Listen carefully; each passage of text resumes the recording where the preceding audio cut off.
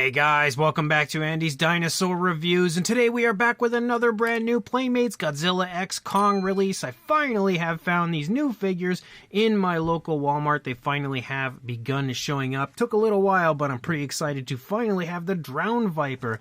And this one I was definitely excited about. I really wanted to get my hands on it because I think it just looks so cool. And honestly, when it comes to this creature in the film, I actually really liked it. So it's pretty cool to have one now. And I'm excited because with the Tiamat figure, that one was really neat when it comes to its articulation, so I'm pretty intrigued to see how this one is. But as far as the packaging goes, pretty much your standard when it comes to the Godzilla x Kong figures. When you turn it around, you can see all of the figures that are out currently, and the only other one I believe that is brand new would be One Eye, although the Godzilla Real Feel and Kong Real Feel, kind of curious about. I don't know if I've seen those ones before. Now that I am thinking about it, I can't recall. Maybe I have. I don't know. But either way, we have, Godzilla Energized, Tiamat, and Kong with the battle axe on the back here as well. And, of course, a nice shot of the DROWNVIPER and also a little bit of information about it. So, let's pop it out of the box and check it out. So, here is our DROWNVIPER now out of the packaging. And definitely looking really, really cool.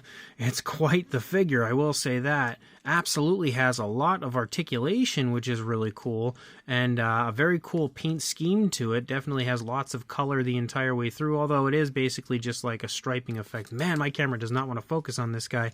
But a striping effect moving through the body with kind of like some bluish tones and then a light underbelly, but the coloration does run through the entire figure, which is a plus.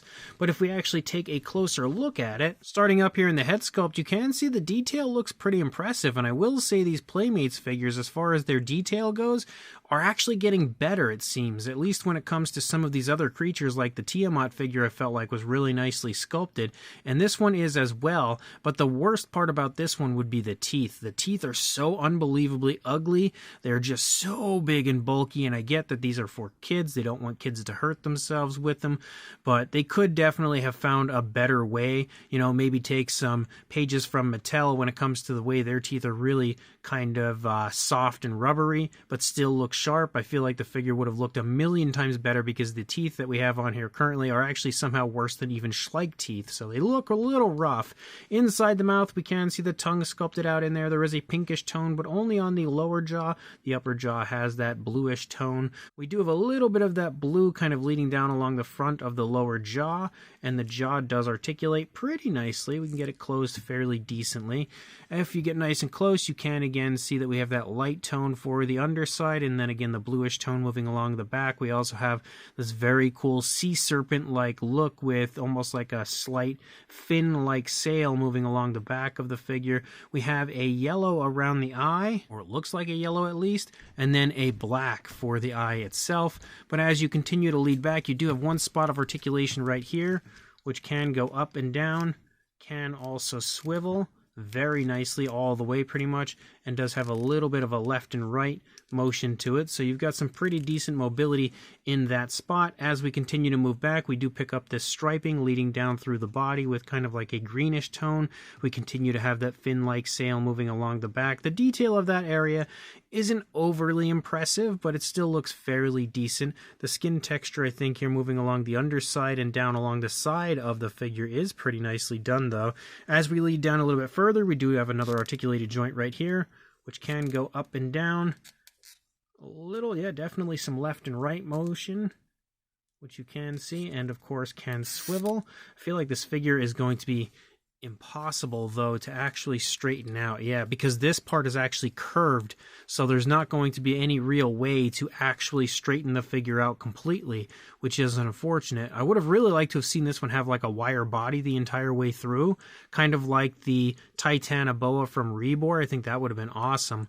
But when you move down here, you see pretty much the same thing, kind of like some scoot-like scales following along the side, which do run down from way up there close to the head. And then you also see some running under the upper part of our figure as well, our DROWNVIPER. We continue to have that striping effect leading down. You can see we have like some, well, we could if we didn't lose focus, like some extra almost like fin-like spikes and stuff sticking out of the side here.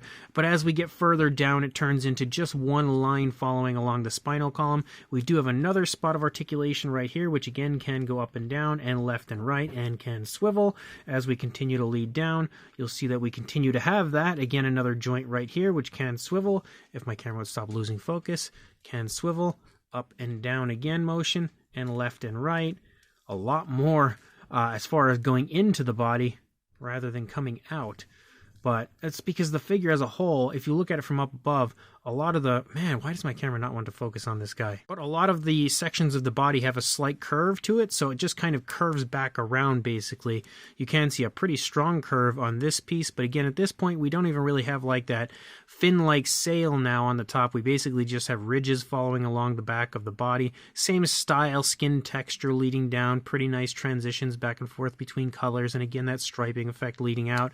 And as we lead down, we're going to continue to have the same articulation again, up, down, left, right, and then swivel, and we're going to find that again as we lead a little further down to this last section here, which can go again up and down, a little bit jerky as far as that goes, left and right, and then can also swivel again there. And then as we lead further out, we do have the finale for our figure, which is the very cool fin out here at the end of the tail, which is nicely sculpted, definitely looks cool, doesn't really have any variation of color to it, but still looks pretty nice. The figure as a whole also has a little bit of a satin shine to it, so it does give it the wet look, and of course, when it comes to the way we see it in the film, it makes sense considering we find it in like a lake in the movie, so it makes sense that it would have a bit of a wet look. But overall, it's a little bit of an awkward figure. Again, I don't like the fact that we can't straighten it out. Like, that's probably the closest you can get to actually straightening the figure out all the way. I will say the articulation, I think, of Tiamat was a little more fun. When it comes to curving the figure up, though, you can definitely get a very snake-like look. You could probably create some pretty cool dioramas with the figure as far as the articulation goes, but the articulation is a little bit awkward. I just kind of expected, after the Tiamat figure, I expected a little bit better, I think, when it comes to this one. But I'm going to go ahead and try to lay it out here and, of course, readjust the camera. The sections do pop off, which we can see right there. They're held in with ball joints, which is exactly what you would expect. But I'm trying my best to kind of straighten it out to get a length. And I think that's about the best you're going to get, because you definitely cannot straighten the figure out entirely. So if we go from the top here to the tail, about 13 3/4 inches, or a little bit, actually not even under, I'd say right around 35 centimeters in length. You're really not going to find much in the way of a height for the figure, though. But for a size comparison, I think we'll just kind of roll it up like that and get a comparison. There is Mr. Papo T-Rex, the Attack Pack Clovisaurus, Robert Muldoon, and the Collect A human being next to our Drowned Viper. And as you can see, it does have a pretty impressive size to it. And when it comes to the figures like this, of this size range, I think it's probably the biggest one we've had. Like, when it comes to the $10 figures from the Godzilla x Kong toy line, I really do feel like, I'm trying to think off the top of my head, I don't think anything else is bigger than this one. So that's definitely a plus for this figure. Even if it is a little awkward, it still has a pretty darn nice size to it. And then if we compare our Drowned Viper with a Godzilla, again from the Playmates line, you can see that obviously the Drowned Viper is pretty big in comparison to the Godzilla. I feel like even though Kong disposed of the Drowned Viper fairly easily, Godzilla, you know, technically you would think would have a little bit of a harder time here taking this down. But if Kong got rid of it pretty easily, I could see Godzilla doing an even easier job, I guess, taking it out. But obviously it does have a pretty darn impressive size next to Godzilla. If we bring it out here and take a look at it from the side, again, definitely has a nice size to it. And then if we bring in a Kong next to the Drowned Viper, you can see again that the Drowned Viper is, just like with the Godzilla, a lot larger than Kong, at least as far as like the length and everything and just the general size of this figure. Obviously, the Drowned Viper definitely has a really nice size to it. And then just because, why not, we have an SH Monster Arts Godzilla here for one comparison next to our Drowned Viper. And finally, the Hiya Toys Godzilla as well. The Drowned Viper doesn't look quite as impressive anymore next to the Hiya Toys Godzilla, but at the same time does still sport a pretty darn nice size. So this brand new Playmates Godzilla x Kong, the new Empire Drowned Viper figure, is kind of fun, but still kind of awkward. Like, it has a really cool look to it, a very nice sea serpent look, which I love. I absolutely adore sea serpents. I think they're one of the most interesting things ever. you know, the different legends and everything of sea serpents. And this makes a great sea serpent figure as a whole, but it is a very awkward figure regardless. The articulation is super strange. Again, it's kind of fun as far as playability goes. I think kids could have fun with it, but the articulated areas do pop off fairly easily if you kind of bend them too far. And the fact that it does have fairly limited mobility as far as kind of trying to straighten the figure out is kind of obnoxious. Like, there are just bends in the body, which I feel like didn't really need to be there. I think they were probably put on it so that it could fit into the packaging, but I think a wire body and maybe like a real feel would have been a lot more fun for this one. Maybe it wouldn't have held the test of time in the long run as far as playability goes, and that might be why they chose against that idea. But if they were able to find a way to make that durable enough to last a little while, I think that would have been a great choice as far as this figure goes and would have made it a lot more fun.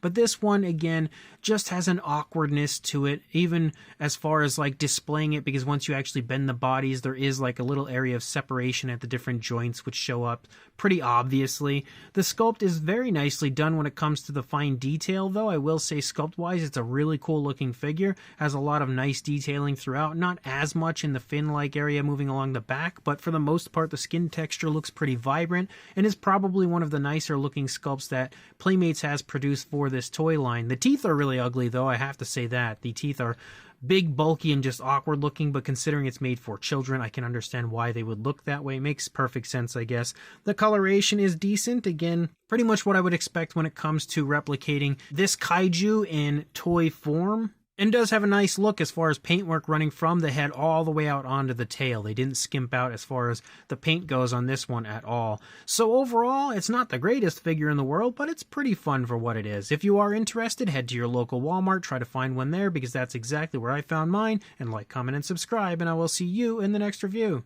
Thanks for watching.